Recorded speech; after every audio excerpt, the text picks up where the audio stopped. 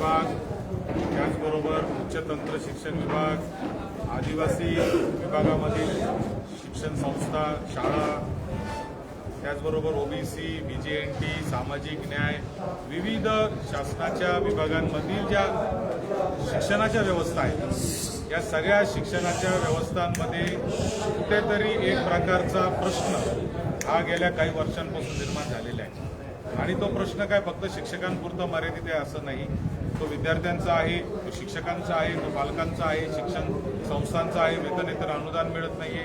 हे सगळ्या प्रश्नांची चर्चा करण्यासाठी उत्तर महाराष्ट्र विभागाच्या, नाशिक विभागाच्या सर्व संघटनांच्या पदाधिकाऱ्यांची आज बैठक नाशिक इथे पार पडली.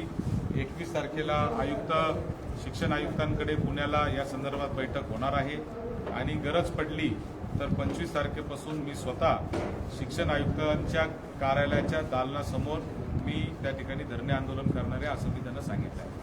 ही परिस्थिती का निर्माण झाली, ही वेळ का आली, तर ज्या पद्धतीने वारंवार आम्ही ते प्रश्न मांडून सुद्धा त्याच पद्धतीचा अंधाधुंदी कारभार हा नाशिक विभागामध्ये सुरू आहे. आणि आपण जर पाहिलं असेल तर नाशिक विभाग हा शिक्षणाच्या बाबतीमध्ये SIT आहे. लाखो रुपये, करोडो रुपये या शिक्षण अधिकाऱ्यांकडे सापडतात.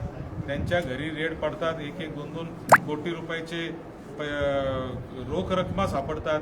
एवढा मोठा भ्रष्टाचार हा जो आहे तो शिक्षण विभागामध्ये चालला आहे आणि तो कमी व्हायला तयारच नाहीये.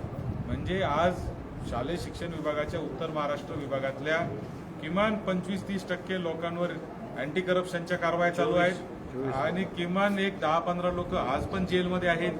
आणि मग ही जी परिस्थिती आहे याच्यामुळे शिक्षणाचा एक जो सावळा गोंधळ उभा राहिला त्याच्या विरुद्ध आज चर्चा करण्यासाठी, विचारविनिमय करण्यासाठी, पुढची रूपरेषा ठरवण्यासाठी, पुढची दिशा ठरवण्यासाठी सगळे शिक्षक संघटना धुळे, जळगाव, नंदुरबार, अहिल्यानगर आणि नाशिक जिल्ह्यातल्या सगळ्या संघटनांचे पदाधिकारी, शिक्षकेतर कर्मचारी, संस्था चालक सगळ्यांचे प्रतिनिधी आज आम्ही या ठिकाणी बसलो आणि काही आम्ही विचारविनिमय केला आहे. आणि येणाऱ्या काळामध्ये या संदर्भामध्ये ताकदीने शासनाच्या पुढे आपल्याला हे प्रश्न मांडायचे आहेत. शासनाकडून हे सगळं करून घ्यायचं आहे. या संदर्भामध्येची रूपरेषा आज ठरलेली आहे.